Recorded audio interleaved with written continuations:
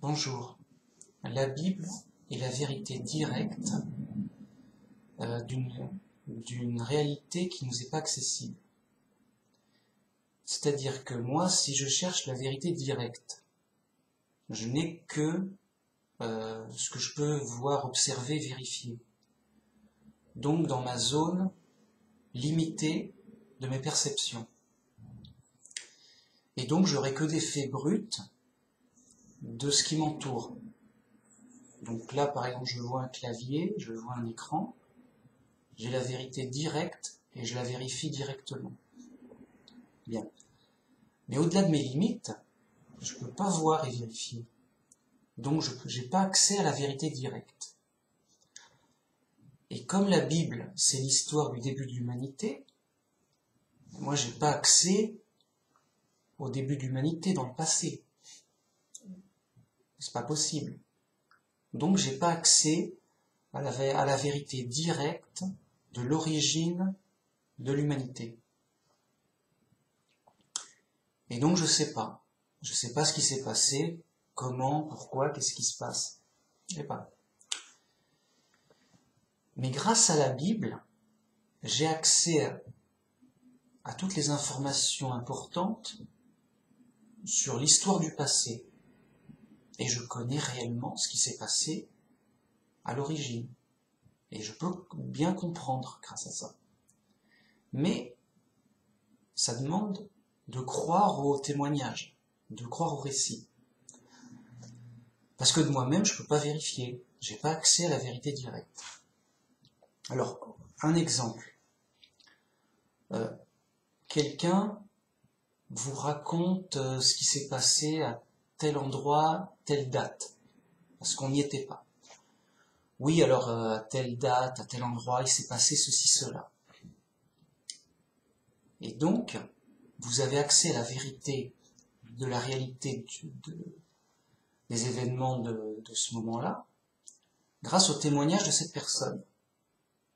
Parce que de vous-même, vous n'avez pas accès à la vérité. Lui, il y était. Il a vu, il a entendu.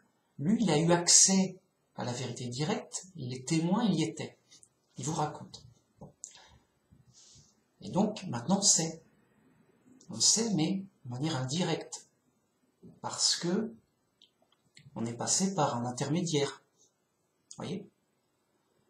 Et donc, on croit cette personne qu'elle nous a dit la vérité, qu'elle ne s'est pas trompée, que c'est ce qui s'est réellement passé. Voyez ? Qu'il n'y ait pas de malentendu, d'erreur. Donc, avec la Bible, c'est pareil. On a accès à la vérité directe de ce qui s'est passé à l'origine de l'humanité, grâce aux informations de la Bible, grâce à son récit historique, et on connaît la vérité. Si la Bible est vraie, s'il n'y a pas d'erreur, s'il n'y a pas de malentendu, de mauvaise compréhension, ouais. Mais le récit est simple, il n'y a pas de raison, si c'est vrai, quoi. Voilà. Donc grâce à la Bible, j'ai accès à la vérité directe de choses qui me sont inconnues et inaccessibles. Et c'est bien, et c'est même très intéressant parce que la Bible contient justement les informations importantes et essentielles, justement, pour bien comprendre. Et c'est vrai que de moi-même, j'aurais pas pu le savoir autrement. Alors ça demande une question de foi, de confiance vis-à-vis de ceux qui nous ont transmis la Bible, et de ceux qui l'ont faite. Et donc, foi que c'est bien ce qui s'est passé, c'est bien ce dont il s'agit, ça n'a pas été un mensonge ou une erreur, et une confiance dans le témoignage écrit. Vous voyez ? Et donc c'est une question de foi, fondamentalement. Voilà pour la vérité directe. mais il y a aussi la vérité indirecte. Alors, la vérité indirecte, c'est ce que je peux savoir sans vérifier. Ah, ça c'est fort, ça. Alors, vous allez dire, bah, comment c'est pas possible? Oui, c'est pas possible. Enfin, je vais vous expliquer. Normalement, pour savoir, il faut des preuves. Et des preuves, c'est des choses vérifiées, sûres, bien vérifiées, bien évidentes, vous voyez? Bien claires, bien objectives. Sans preuve, pas de savoir. Le savoir, preuve.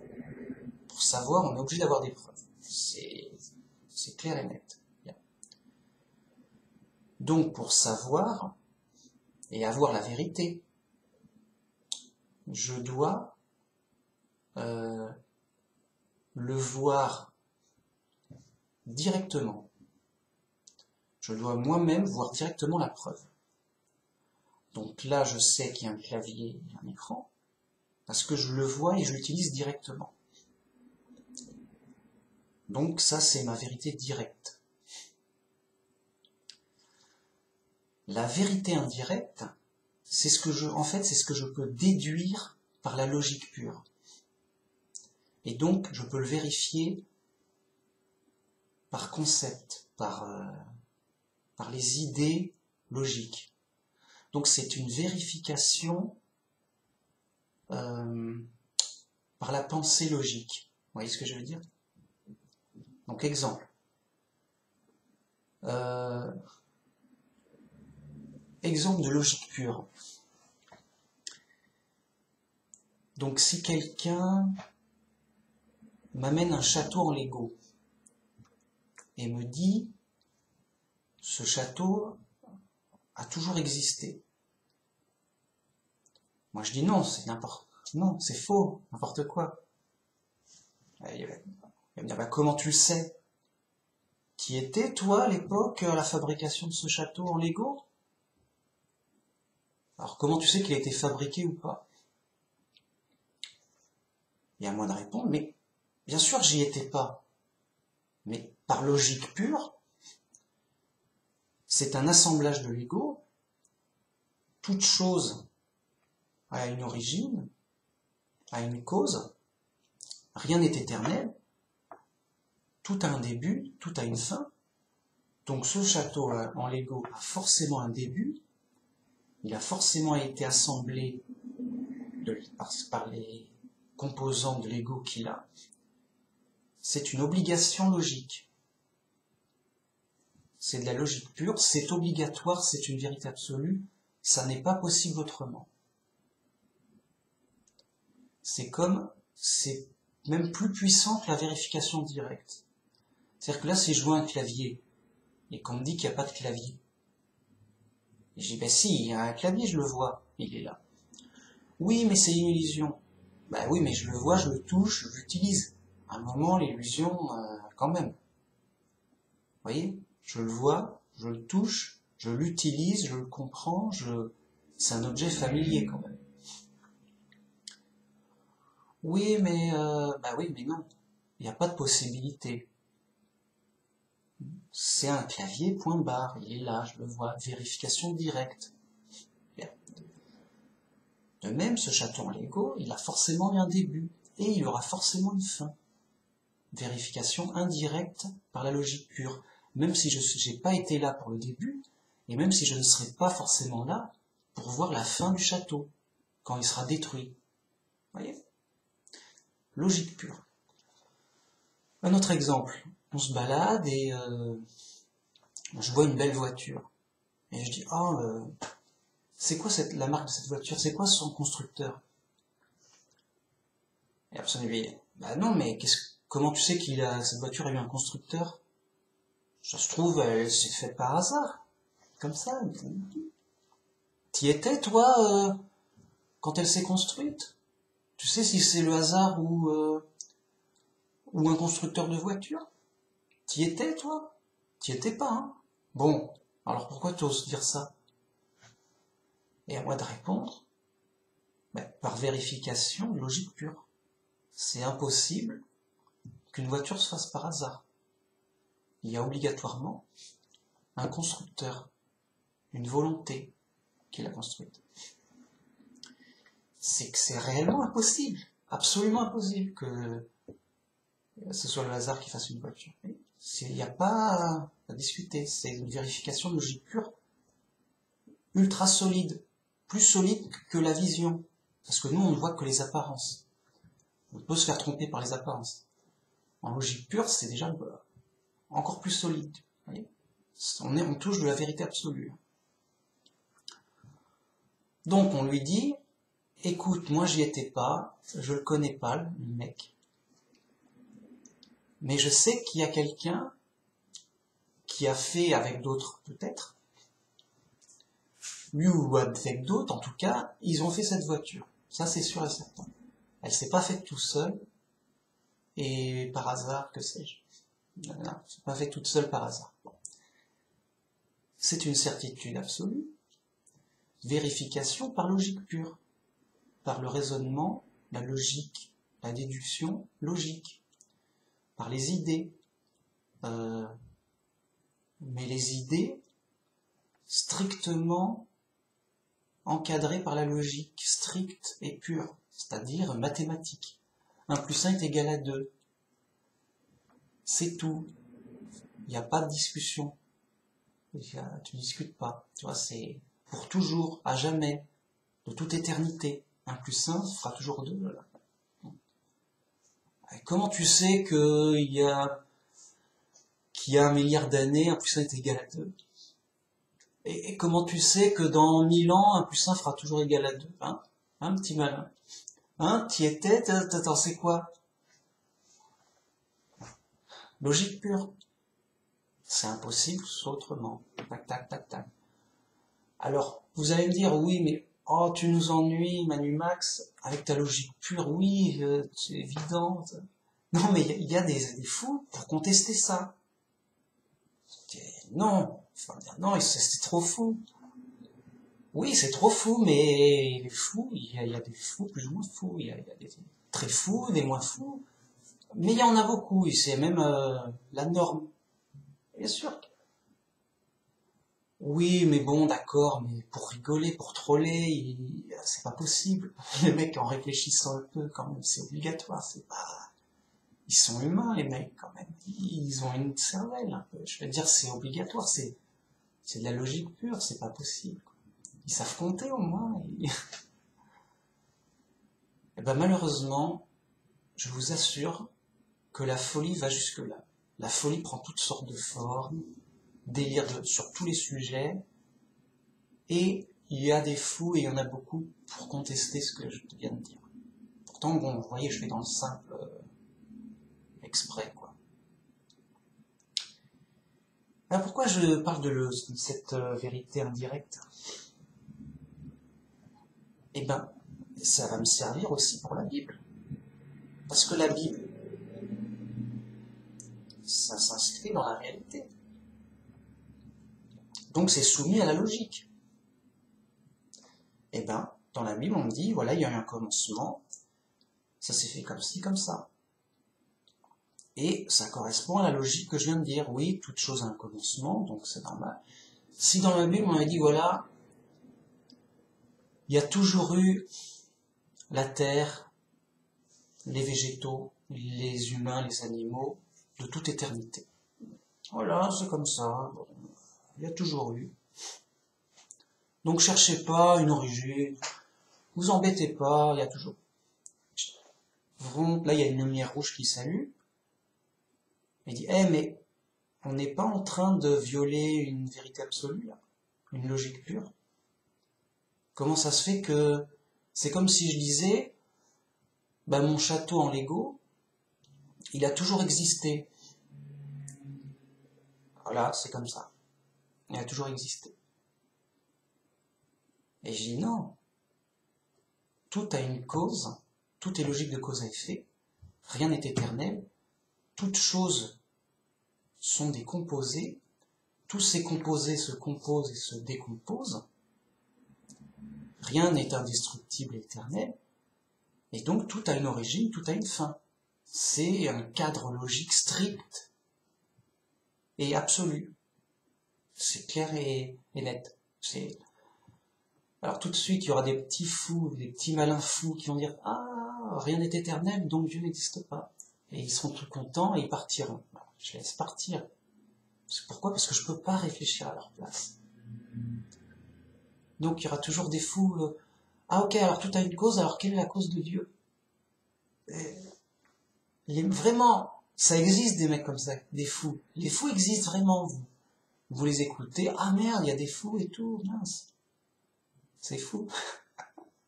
Ouais, ouais. Et ils font les petits malins, ils jouent avec leur ignorance. J'ai dit, mais inquiétez-vous les gars, affolez-vous, l'ignorance ça tue. L'ignorance ça tue. La vérité ça sauve. La vérité ça sauve. Donc cherchons la vérité, voilà, cherchons-la sérieusement, directement et indirectement.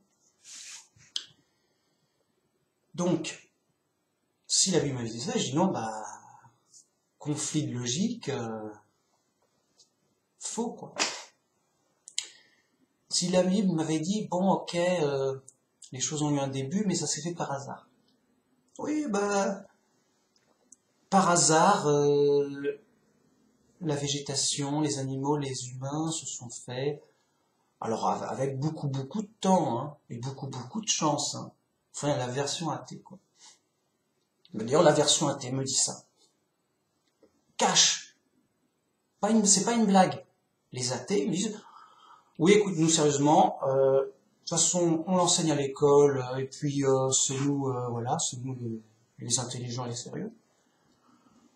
Oui, alors, donc, c'est simple, tu viens du hasard, et de sélection naturelle en sélection naturelle, avec beaucoup de temps, ça a donné ça, voilà. C'est tout, c'est comme ça. C'est nous qui décidons la vérité et la réalité. Lumière rouge qui s'allume. Je dis non, mais non, écoutez, c'est juste impossible. C'est juste absolument impossible. C'est comme si quelqu'un disait, toi, ta voiture, écoute, m'embête pas, elle s'est faite par hasard. Et je dis non, c'est impossible, va-t'en, non, c'est faux. Alors, qu'est-ce que t'en sais, t'y étais? Tu vas contester tous les scientifiques et tout du monde entier? Oui, non, mais parce que la logique pure l'impose, c'est pas moi qui l'impose. Enfin, la logique pure de la réalité même l'impose. C'est pas moi qui décide de la réalité. À un moment, faut être sérieux. C'est pas moi qui décide qu'un plus 1 est égal à 2. À un moment, faut être... Voilà, c'est pas moi, c'est la réalité qui l'a dit.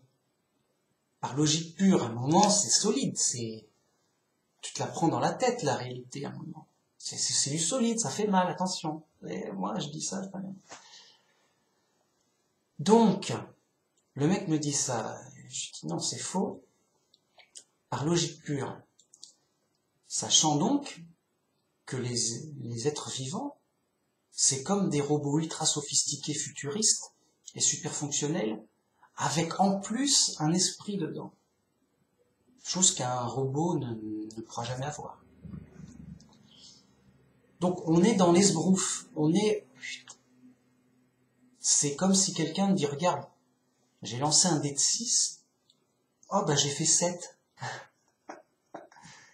Et je dis, non mais tu te fous de ma gueule. Mais t'as regardé au moins le résultat? Non mais j'ai même pas besoin de regarder. Avec un dé de 6, tu peux pas faire 7. Ça dépasse les limites du hasard. Il y a une limite stricte et absolue qui fait que tu peux pas la dépasser, toi. Donc avec un dé de 6, tu peux pas faire 7. Ça dépasse les limites du hasard, absolument, de manière radicale, de manière absolue, par logique pure. Pas besoin de voir, pas besoin de vérifier. Vérifier uniquement par la tête. La tête, elle a dit non. La tête, elle raisonne, elle peut confectionner des idées logiques, des raisonnements logiques, comprendre la logique, et quand on voit que c'est conforme à la réalité, On est dans la logique pure conforme à la réalité. Si on n'est pas fou, ça tient. Vous voyez? C'est conforme à la réalité. Donc non. Non, lumière rouge, non. Faux. Pas besoin de... J'y étais pas, mais pas besoin. Et ben voilà, grâce à la vérité indirecte, bam, bam. Donc vous voyez, j'ai la vérité directe avec la Bible, mais question de foi, pas... Donc d'un côté. De l'autre, j'ai la vérité indirecte grâce à la philosophie, la logique, la réflexion, l'expérience, le bon sens, la sagesse. Quoi. Les deux collent, concordent. Par contre, ça colle pas avec la doctrine officielle du monde et sa logique athée, sa science athée corrompue avec la théorie de l'évolution et autres. Avec les athées, ça bug. Ils sont fous.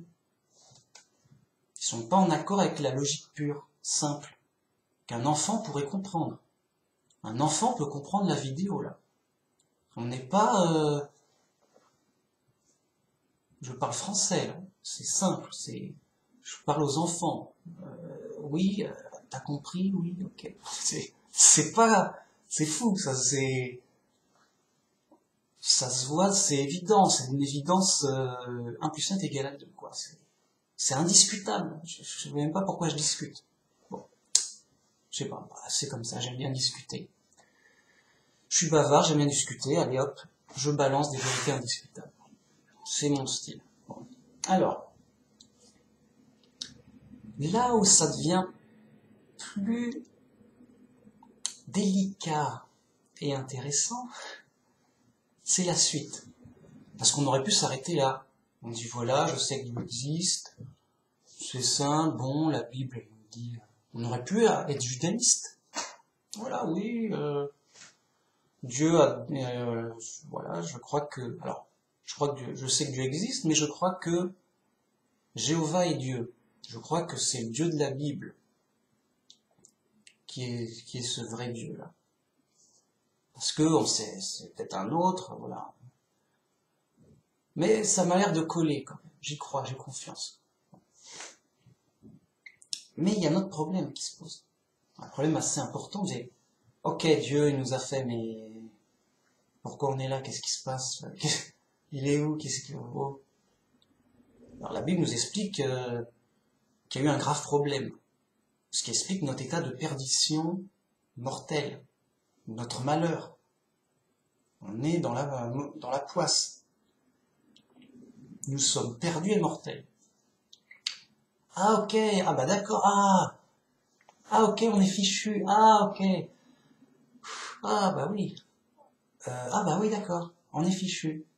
Ok, mais on est fichu quand même, on va crever et tout. Ah, oui. Ah ouais, mais c'est moche quoi, je veux dire. Personne n'a découvert la vérité. Et c'est pour lui dire que, bah écoute, voilà, la vérité, c'est triste à dire, mais t'es fichu, tu vas mourir, y a pas d'espoir, c'est le malheur, tu vas souffrir, bah, écoute, voilà. Ouais. T'as la vérité.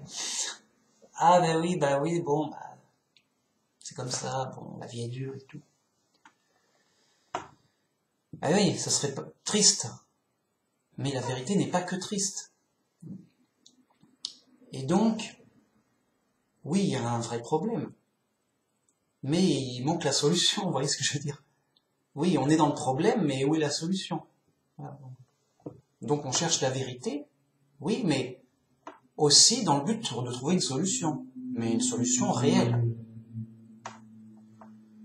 Une solution réelle, vraie, qui marche, qui soit une vraie solution.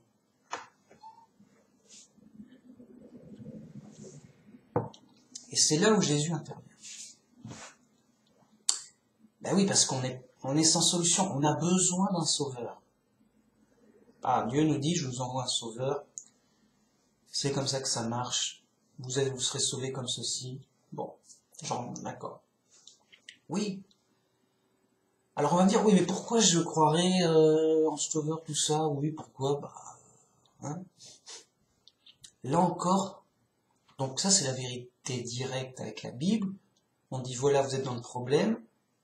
Dieu a envoyé une solution. La solution va fonctionner de telle façon, de telle manière. Elle prendra effet à tel moment. Ça donnera tel résultat. Ok. Donc là, on est toujours dans la vérité directe qu'on nous a rapportée, qu'on a par la foi, parce que on ne peut pas le vérifier directement. Donc par la Bible, on a cette information-là. Et on y croit ou pas, mais voilà. On ne peut pas le vérifier. Qu'est-ce qu'on a du côté de la vérité indirecte? Eh ben, là, on n'a rien d'absolu, justement. Mais on a quand même des choses intéressantes et lourdes. Pourquoi? Imaginez que vous êtes avec quelqu'un en prison.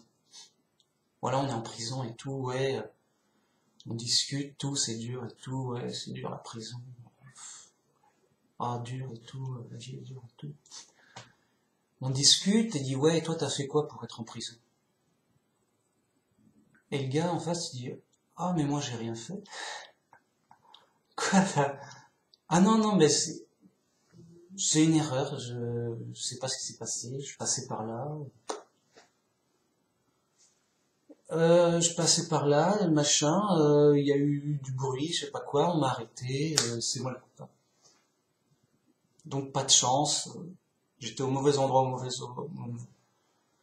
j'étais au mauvais endroit au mauvais moment, comme on dit, pas de chance, je suis là sans raison.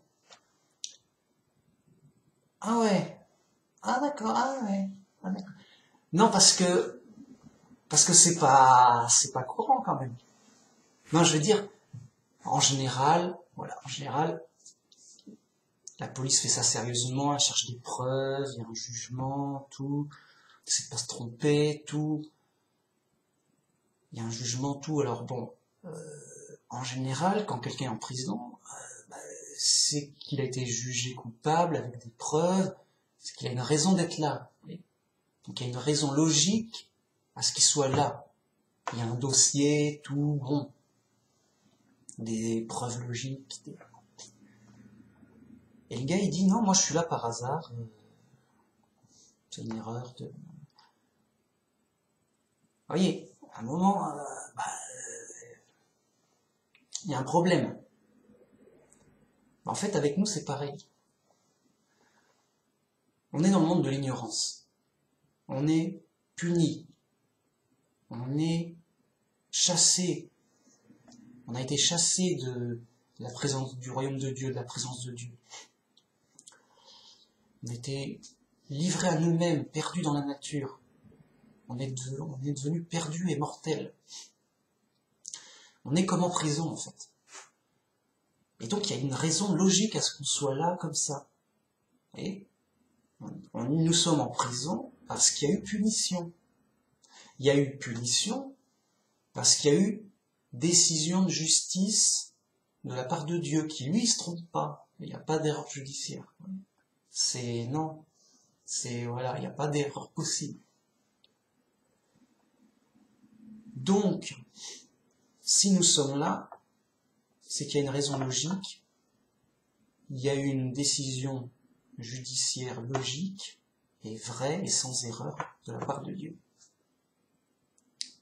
Donc on a ce qu'on mérite, entre guillemets. On est en prison parce qu'on l'a mérité,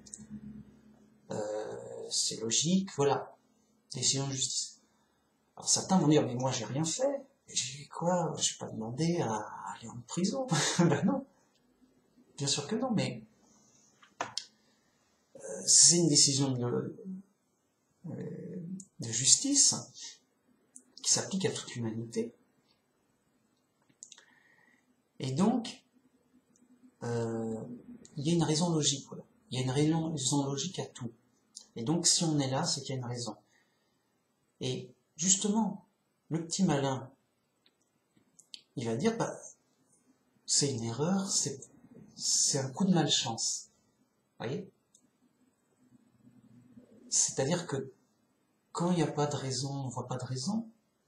Comme les athées, on se réfugie dans la chance qui peut tout faire. Et oh, bah, c'est un coup de malchance. Oui.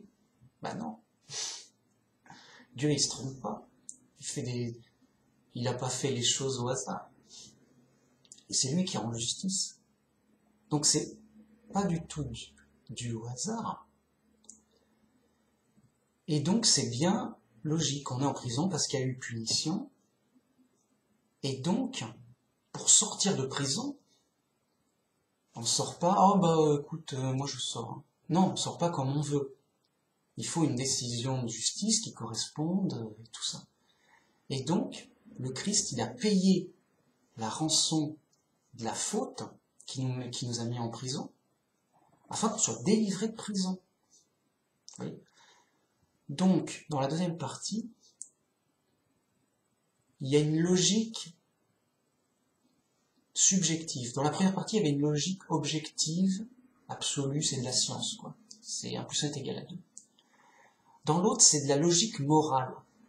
C'est-à-dire, Dieu qui est mon Père qui m'aime, qui est juste, qui est pure justice, qui sait tout, qui peut tout.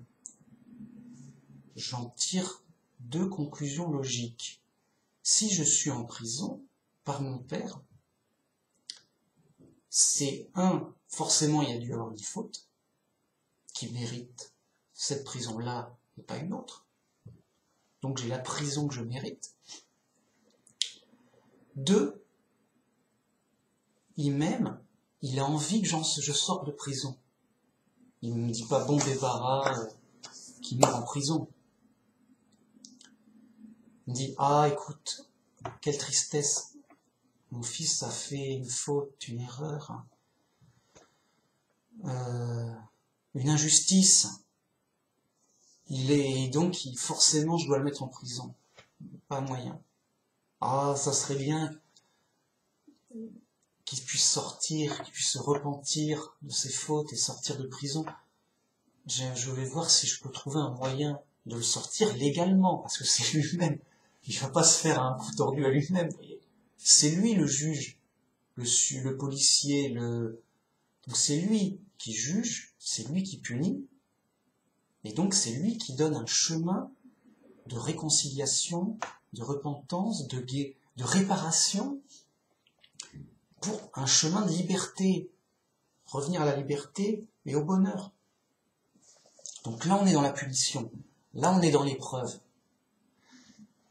La logique me dit qu'il y a forcément une cause, et une logique morale de justice, de juste. Donc là c'est subjectif, attention. Là il n'y a pas de preuve absolue, mais le bon sens. On a bien une police. La police, elle met bien les gens en prison après enquête. Les gens en prison ne sont pas là par hasard, en général. Sauf erreur, les gens en prison sont là pour une cause de justice. Et ben Dieu, c'est la même chose, sauf que lui, il fait pas d'erreur. Il n'y a pas d'erreur judiciaire. Pas d'erreur possible. Donc, c'est encore plus simple. Si donc il n'y a pas d'erreur possible, forcément, ceux qui sont en prison ne le sont pas par hasard, sans raison. Voilà. Ensuite, je crois toujours par logique morale que Dieu il m'aime. Ça c'est subjectif. Qu'est-ce que t'en sais que tu t'aimes? Qu'est-ce que t'en sais qu'il est juste? Qu'est-ce que t'en sais? Et puis il est peut-être tordu, on sait pas. Il est peut-être trop grand, on n'imagine pas. Ça se trouve il t'aime mais de manière complètement... Non. On l'a fait dans le simple. Donc, Dieu, c'est mon Père qui m'aime. Bien sûr, je suis en prison parce que j'ai du mal à agir. Il y a eu décision de justice. Donc, il y a prison, il y a punition. Mais il m'aime et il veut que je puisse être réhabilité, que je puisse sortir de prison, qu'il puisse me donner un espoir, une correction pour être corrigé, pour sortir. Bon. Et c'est là où il m'envoie le Christ. C'est-à-dire qu'il m'envoie son Fils unique, qui lui est juste et n'a pas fait d'erreur, vraiment. Mais qui paye la faute en donnant sa vie. Il paye la faute pour libérer les prisonniers, à condition qu'ils croient en lui et en son sacrifice. Et c'est là où les choses sont jugées et non neutres. On pourrait dire, oui, c'est une option. On peut sortir, tu peux sortir par là, soit tu te fais la belle, soit tu rembourses en travaillant, je sais pas, Et puis tu as l'option du Christ qui, oui, il est sympa, il te fait sortir, il a payé pour toi, c'est ton pote et tout. Ben non. Il n'y a pas en fait, il n'y a pas 36 options. Et pourquoi? Soit le Christ est réellement le Fils de Dieu, et il dit vrai. Dans ce cas-là, on est réellement sauvé, comme il dit, en croyant en lui et en son sacrifice. Qu'il a lui donné sa vie éternelle, parce qu'il avait la vie éternelle. Il l'a sacrifié pour mourir. C'est pas rien. Il a été ressuscité par Dieu en récompense. Et en récompense, et aussi parce qu'il a fait la volonté de Dieu, justement, de nous donner un salut. Alors, soit il dit vrai, et on est vraiment sauvé comme ça, soit il dit faux, dans ce cas-là, on n'a pas de sauveur, il n'y a pas de plan de salut. Il n'y a pas de moyen. On est en prison, quoi. Alors, on y reste, et on n'a pas d'espoir. On n'a pas entendu de plan de sortie, un autre plan de sortie, non. Peut-être en creusant par terre un tunnel, non, t'as essayé, non. Au contraire, dans la Bible, on nous dit très clairement, il n'y a que ce moyen donné par Dieu, et ce moyen sert de jugement. Où on reconnaît que Dieu est juste et bon, et donc que par justice, on est bien coupable, mais que par bonté, il a bien sacrifié son Fils pour nous sauver gratuitement. Et donc on reconnaît, oui, Dieu est juste et bon, oui, Jésus est le Fils de Dieu, oui, il s'est sacrifié pour nous sauver et nous redonner la vie éternelle qu'on a perdue. Alors, on utilise Jésus, et si c'est vrai, si la Bible est vraie, on sort, on est sauvé, quoi. Ou alors, on dit, écoute, Jésus, il s'est trompé, c'est juste quelqu'un qui fait de la spiritualité, pas de chance, il s'est fait prendre par les Romains, ça s'est mal fini, tant pis pour lui, je veux dire, ça peut arriver. Et donc, il n'est pas ce qu'il est, donc, il n'a pas réellement vrai sur tout, et donc ça sauve pas. Il n'est pas ressuscité, il est mort, quoi, et puis c'est tout. Il a essayé, quoi. Il a essayé je sais pas quoi, il a essayé de faire un truc, je sais pas, en tout cas, voilà. Et donc, il vient pas de Dieu, puis de toute façon, la Bible, elle vient pas de Dieu, puis qu'est-ce qu'il est juste, est-ce qu'il est bon? Oui, admettons qu'il soit juste et bon, mais alors d'une certaine façon qui nous échappe, ou de toute façon qu'on n'en profitera pas, bref, dans toutes sortes de folies. Et le jugement est là. Soit on croit réellement en Jésus, et on est sauvé par sa foi, selon la Bible. Soit on n'y croit pas, et on n'est pas sauvé par sa foi, qu'on n'a pas. Et on n'est pas sauvé par sa foi qu'on n'a pas. Et donc, on n'est pas sauvé par Jésus. C'est tout. Et on rejette ce Dieu et ce Fils de Dieu. Non, je vais sortir de prison en forçant les barreaux. Allez-vous-en avec votre gentillesse crasse qui ne dupe que les naïfs et les simples d'esprit, là. C'est n'importe quoi, non. Non, écoute, pour sortir de prison, faut prendre les armes, faut y aller par la force, faut en vouloir, faut se battre. Ouais, un mec qui est prêt à en découdre. Et donc voilà, c'est ça. C'est par cette vérité indirecte qui renforce la vérité directe. C'est-à-dire logique objective, logique subjective, c'est-à-dire science et morale, c'est-à-dire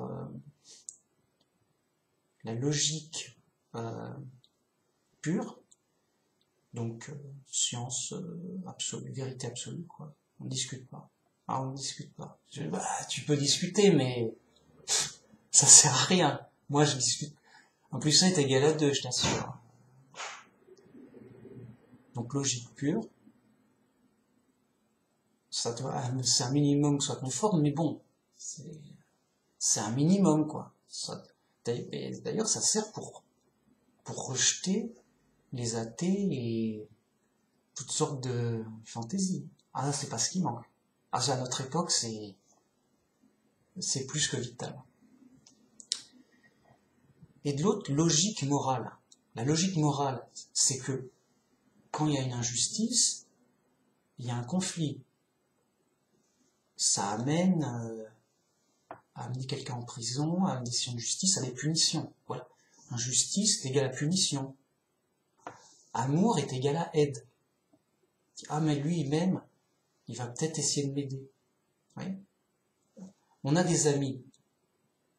La logique morale, c'est qu'on attend de ses amis qu'ils ne nous fassent pas d'injustice, mais au contraire qu'ils nous aident. On a des ennemis. La logique, c'est que nos ennemis, ils nous fassent des injustices, ou au moins qu'ils nous aident pas. C'est de la logique morale, de base. Base simple, même un enfant. Si un enfant ne comprend pas, inquiétez-vous. Inquiétez-vous franchement. Donc par logique morale, Dieu, qui est notre Père céleste, il nous aime et il rend justice. Donc on attend de Dieu à ce qu'il fasse justice, bien sûr, mais qu'il nous aide le plus possible pour que ça aille bien, pour qu'on se retrouve, pour qu'on soit heureux ensemble. C'est notre Père, comme nos amis, plus que nos amis. Et donc, par cette logique morale, je suppose raisonnablement, le chrétien, c'est ce qu'il y a de plus raisonnable. Les autres sont fous, je vous le dis tout de suite. Ah, c'est dingue. Le chrétien, donc très raisonnable, se dit, voilà, qu'est-ce qui se passe? Pourquoi je suis dans le malheur, perdu, mortel? Où vais-je? Qu'est-ce qui se passe? On est où là? Pourtant Dieu, il m'a fait pourquoi là? Ça n'a pas de sens. Et donc, il dit voilà, mon Dieu, mon Père, qui m'aime, qui est juste, qui est tout puissant, qui sait tout, qu'est-ce qui se passe? Justement, dans la Bible, on explique très bien que justement, on a la situation qu'on mérite. Par décision de justice, nous sommes punis en prison, là, en ce moment. Nous sommes en prison et nous sommes en mise à l'épreuve. Nous sommes à l'épreuve, vraiment dur. Qu'est-ce qu'on va faire? Qu'est-ce qu'on va croire? Qu'est-ce qu'on va dire dans l'épreuve? Comme ça, on ne sait pas, on peut tout faire. On va voir, on est à l'épreuve. Et en effet, on se dit oui, pourquoi tu croirais en ça plutôt qu'autre chose? Qu'est-ce qu'il te raconte? Hein? Allez, Ziva, fais un truc, fais n'importe quoi. Ouais, pourquoi tu ferais pas n'importe quoi? Tu peux faire n'importe quoi. Alors, bon, on est dans l'épreuve. Et donc, toujours avec la Bible, on comprend que oui, dans cette épreuve,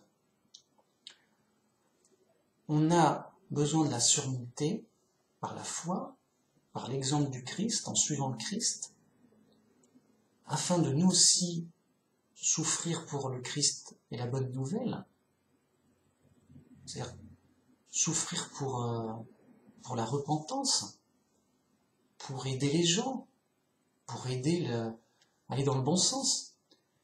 Parce que le monde nous rejette, le monde est chaotique.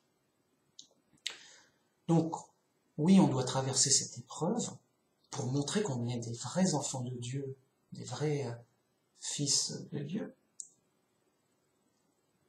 Et, justement, par notre foi dans le Christ, on sortira de prison. Et l'épreuve prendra fin. Et en réalité, ça va se passer, tout comme le Christ qui a souffert justement et qui a été tué, il est mort. Dieu l'a ressuscité pour l'élever dans la gloire et lui donner la vie éternelle au paradis. Et afin qu'il soit notre roi, qu'il est le roi de tous les humains. Et bien de même, nous on va mourir. Oui, on va souffrir, on va mourir dans ce monde, prison, dans cette épreuve, à cause du péché passé, présent, à cause des rebelles, à cause des mauvaises actions, à cause du diable. Donc oui, on va mourir, mais après la terre sera jugée pour Armageddon. Mais après Armageddon, les morts seront ressuscités.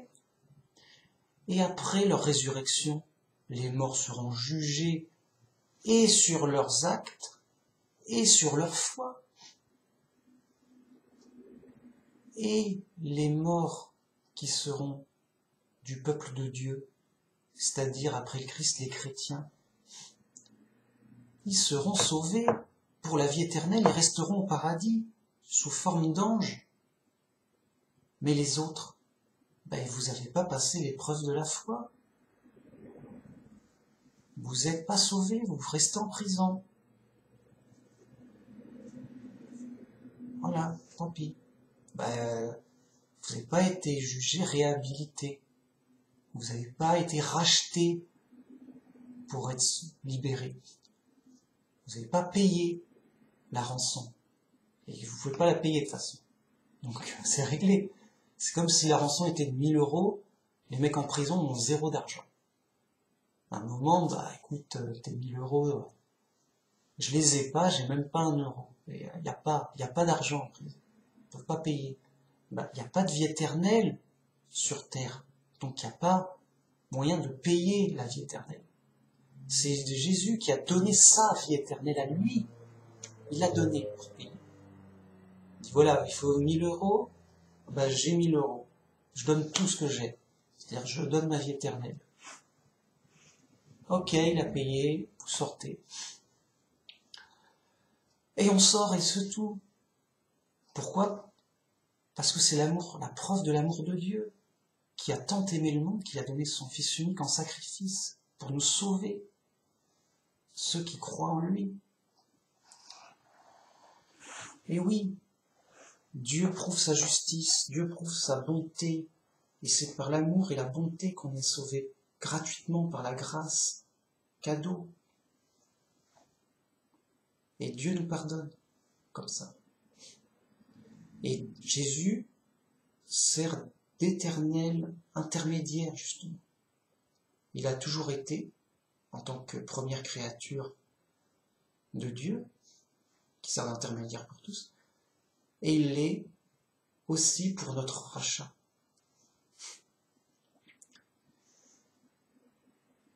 Et donc, voilà, on a tout compris, on sait tout. On comprend notre situation. Voilà. Tout ça comment? Grâce à la vérité directe de la Bible, simple. Voilà, c'est simple, il nous a dit direct la vérité. Oh, direct. D'ailleurs, c'est même tellement étonnant que beaucoup n'y croient pas déjà. Et que les chrétiens, ils y croient à moitié, ils disent sous de déformer. C'est trop... La Bible est facile, mais elle est dure à croire. Et quand on n'y croit pas ou à moitié, bah, soit on la rejette, soit on déforme. Donc ils déforment la Bible gratos, tout va, parce que voilà, c'est trop simple, c'est trop direct, on vous dit la vérité comme ça. Ah mince, dur. Les gens sont pas préparés, ils sont fous, à la base ils sont fous. Et ils disent, oh là, on est où là, qu'est-ce qui se passe? Ça les sonne. Quoi? Non, on peut pas. Mais il faudrait y croire qu'ils pourraient pas. Donc il y a un travail de foi. Oui. Un travail de foi par l'humilité, en suivant le Christ, qui nous guérit de la folie. Ça nous. On reçoit le Saint-Esprit et on devient saint d'esprit. On raisonne bien. Et une fois qu'on raisonne bien, après, les choses deviennent évidentes. Logique, oui, bah c'est logique, c'est ça. Et après, on a la vérité indirecte, c'est-à-dire par le raisonnement, par la philosophie simple, encore une fois. Alors on va me dire, oula, il nous parle de philosophie. Oh, qu'est-ce que... Ah, il est fichu, quoi. Non, encore une fois, la philosophie simple, 1 plus 1 est égal à 2. Voilà. Ah, attends. Simple. Évidemment qu'avec de la philosophie compliquée, on se flingue la tête. Et on devient fou, plus fou que tous les fous. Il y a des concours de folie chez les philosophes. Oui, moi je suis plus faux que toi parce que Ziva. Non. Encore une fois, la démarche du Christ. Simplicité, humilité, fragilité. Il faut se glorifier de notre faiblesse. Et donc, philosophie simple. 1 plus 1 est égal à 2. Oui. Et alors? Eh ben, c'est de la logique pure qui va m'aider à confirmer la Bible, autant sur le plan technique, techniquement ça colle, et ça me débarrasse des folies athées. C'est-à-dire voilà, toute chose a une cause logique, et donc le hasard ne peut rien faire de fonctionnel, on ne pourrait même pas faire un grille-pain. Donc forcément, il n'y a pas 36 solutions. Les êtres vivants qui sont comme plus que des robots ultra sophistiqués, futuristes, qu'on n'a pas encore, qu'on pourra, voilà, qu'on ne pourra peut-être jamais égaler même, en termes de juste mécanique, hein, attention. Bah évidemment, ça n'est pas fait tout seul, c'est Dieu qui l'a fait, etc. Bon, on est sur du solide là, mais tu peux pas faire plus solide en fait, tu vois, c'est blindé là. Là on est sur du rock. Mais ça suffit pas. Il y a aussi la logique morale. Et donc cette logique morale indirecte, c'est, bon mais, de manière juste, en termes de justice, en termes de bonté, en termes d'amour, il y a une logique à l'amour, il y a une logique à la justice, vous voyez. Est-ce que ça correspond, est-ce que mon Dieu de la Bible, est-ce que Jéhovah correspond à cette idée logique de justice et d'amour, sachant qu'il se revendique comme tel. Il se revendique, oui, je suis votre Père qui vous aime et qui rend justice. Donc si c'est le cas, il y a une conséquence logique à ce que, justement, on ne soit pas en prison sans raison.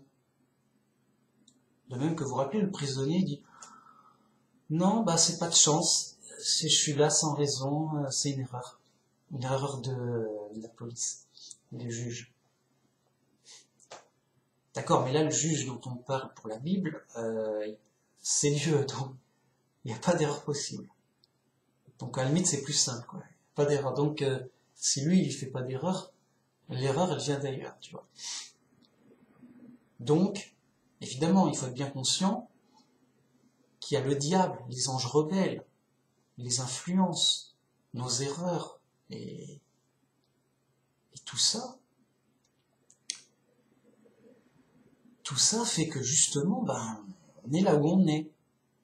Résultat des courses. Tout est logique. À un moment, si tu vas à droite, tu vas à droite. Si tu vas à gauche, tu vas à gauche. À un moment, il y a... Voilà. Si tu vas à gauche, tu te retrouves pas à droite, tu vois. Si tu vas à droite, tu te retrouves pas à gauche. Bon, alors si t'es là, c'est que tous les événements logiques ont fait que tu en sois là. Donc, punition logique, mais aussi amour et générosité logique. C'est comme si Dieu, c'est quelqu'un, voilà, on est en prison, quelqu'un à l'extérieur nous aime et veut nous aider. Donc il nous écrit des lettres pour nous expliquer notre situation. Voilà, le juge a dit ceci, comme tu le sais, mais voilà, la décision de justice, t'es en prison pour ça, bon, c'est vrai que t'as fait des erreurs, mais il faudrait que tu te réhabilites et tout. Bon, il nous encourage, vous voyez, il nous encourage, il dit, je vais essayer de faire quelque chose pour réduire ton temps de prison. Oui, on a des lettres pour nous informer et nous encourager. Mais avec la Bible, on nous informe et on nous encourage. Et on se dit, voilà, quand je sortirai de prison, j'ai mon ami qui veut m'aider. Je compte sur lui. Et il va même peut-être m'aider à sortir beaucoup plus tôt. Voilà, il va me donner peut-être un recours, il va payer peut-être une amende, je sais pas. Donc, Dieu nous a envoyé la Bible pour nous informer de la situation. Mais il veut aussi tester notre sincérité, notre bonne foi. Si on cherche Dieu, si on se repent des fautes et des erreurs, si on rejette le mal et qu'on cherche le bien et à retourner vers Dieu, si on reconnaît le Christ, le Fils de Dieu, si on le suit et qu'on fait confiance, parce que faire confiance donc à Jésus, c'est faire confiance à celui qui l'a envoyé. Ça revient à faire confiance à Dieu. Donc il y a une relation de confiance, il y a une relation d'influence, ça nous aide à supporter l'épreuve. Oui, tes lettres m'aident pour supporter la prison, quoi. Ça aide à supporter la prison, on a un espoir, voilà, quand je sortirai, j'ai mon ami, on va faire une activité légale, ce sera clean, ce sera chouette, ce sera propre. Il est sympa, il n'y a pas de problème, j'aurai une bonne situation, je serai aidé, ce sera chouette, ce sera génial. Pareil, là on se dit oui, là on est en prison, mais on sortira de prison, et grâce au Christ qui nous a rachetés pour nous faire sortir, on sera au paradis pour la vie éternelle, mince. Mince, vous voyez comment dire, encore par logique morale, la reconnaissance, voyez, on lui doit beaucoup. Forcément, la reconnaissance énorme qu'il y a envers cet ami, et donc envers Dieu, puisque tout ça c'est Dieu qui a fait ça pour qu'on puisse revenir à lui. Et donc la reconnaissance, parce qu'on reconnaît le vrai amour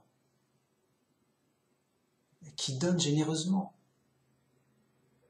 On dit, ah mince, mais c'est du vrai amour, je suis vraiment reconnaissant. Vous voyez? Je reconnais l'amour. Et donc, logique morale. Paf, tac, simple. Paf, tac. Un enfant peut comprendre. Rappelez-vous, si un enfant ne peut pas comprendre, mauvais signe. Mauvais là. Oula, ça va pas. Si un enfant peut comprendre, ok, ça roule, c'est honnête. Et donc voilà, on est là, on se forme, on est formé par Dieu en termes de logique, en termes de vérité, on doit adorer Dieu en esprit et en vérité, en termes de sentiments, de logique morale, d'avoir un cœur de chair au lieu d'un cœur de pierre.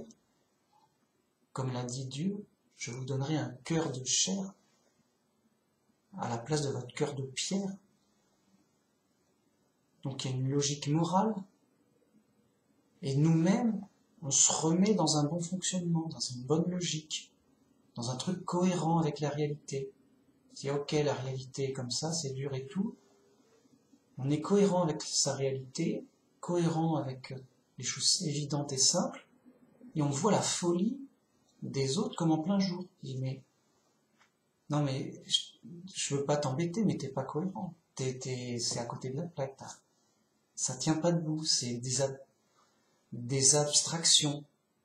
Des abstractions de voitures sans constructeur de voitures. Ça roule pas, ça n'a pas de sens. T'es au pays des schtroumpfs, là. T'es trop dans la fiction, dans la science-fiction, dans ce que tu veux fiction. Tu es dans ton imaginaire, tu délires. Ça tient plus la route, ça tourne. Et le gars, au contraire, c'est lui qui te prend pour un fou. Tu vois que tu peux pas raisonner un fou, le fou est foutu. T'es là, stupéfait. Tu dis, bon, bah, lui, il veut rester en prison. En tout cas, je sais pas, mais il est pas prêt de sortir de prison, quoi. Je veux dire, il est dans son fonctionnement de fou et voilà, il reste dans sa prison mentale, quoi. Dans sa folie, donc dans ses mauvais comportements, tout ça, il s'appuie sur son bras. Il dit oui, moi je vais m'en sortir, regarde, je suis fort, je vais me débrouiller, et je vais transformer la terre en paradis. Ou au moins me fabriquer un petit paradis à moi. Je dis mais t'es fou. Tu sais pas qu'on va mourir et on va tout perdre. Donc admettons que tu construises ton château, ton paradis, là. Voire même que tu possèdes toute la terre, tu sois le maître du monde. Mais qu'importe. Tu vas tout perdre à ta mort. Et après, il y aura le jugement. Oui, mais ça m'occupera, ce sera cool. Ce sera, puis je montrerai, je serai admiré. Ça me rapportera de la gloire et mon nom rentrera dans l'histoire et dans la gloire. Eh oui, mais ton nom, c'est pas lui qui va souffrir, ton nom. C'est toi qui vas souffrir. Enfin, c'est fou. C'est fou. Donc, gloire à Dieu qui nous libère de la folie, qui nous donne la vérité, et qui nous donne la vie éternelle, un bonheur complet, tout, et nous donne tout. Gloire à Dieu qui nous donne tout, qui nous guide, et qu'on a hâte de retrouver au royaume de Dieu, qui nous fait comprendre, c'est lui notre enseignant, qui nous amène à comprendre. Moi je parle, les gens vont pas comprendre. C'est Dieu qui va leur faire comprendre, parce qu'ils cherchent la vérité, ils disent oui, mais attends, ça c'est pas logique. Attends, mais ça c'est logique. Voilà, ils vont réfléchir, ils vont peser la logique des choses, et grâce à l'influence de Dieu, ils vont guérir de leur folie. Si les gens comprennent pas, c'est qu'ils sont fous, ils sont pas dans un fonctionnement logique dans leur tête. Ils sont dans le noir, ils sont aveugles, ils sont dans les ténèbres. Donc voilà, gloire à Dieu, qui nous rend la vue, qui nous donne la lumière, et la lumière du monde nous a été donnée par Dieu en Jésus-Christ pour qu'on ait un modèle simple et concret à voir, à suivre, à comprendre du simple, du simple, du simple. Voilà. Dieu nous sauve et nous libère avec du simple. Heureux les simples en esprit, car le royaume de Dieu est à eux. Et ils vont sortir de prison, eux. Ouais. Par contre, les autres, les compliqués d'esprit, ils vont devoir retourner à l'école. Ouais, l'école de la vie, de la prison, quoi. Vous savez, enfin là où on est, quoi. Et alors, comment, pourquoi, en faisant des erreurs, on apprend. Voilà. Après, c'est Dieu qui guide, c'est Dieu qui nous attire vers le Christ. Donc voilà, c'est simple. Je sais pas quoi dire de plus. C'est la vérité directe et indirecte. À un moment, voilà, c'est pour ça que c'est solide, tout concorde, cohérence, solidité, évidence, voilà. C'est pour ça qu'à la fin, c'est plus qu'évident. Donc merci beaucoup et à une prochaine vidéo pour une autre fois. Et à plus et bonne journée.